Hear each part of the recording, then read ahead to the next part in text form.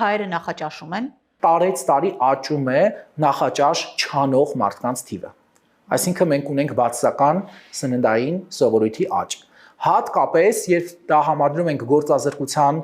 թվերի հետ կամ աշխատողների թվի հետ, ինչի, որովհետև մարզում եւ քաղաքում էական տարբերություններ կան, որովհետև կարծում եմ,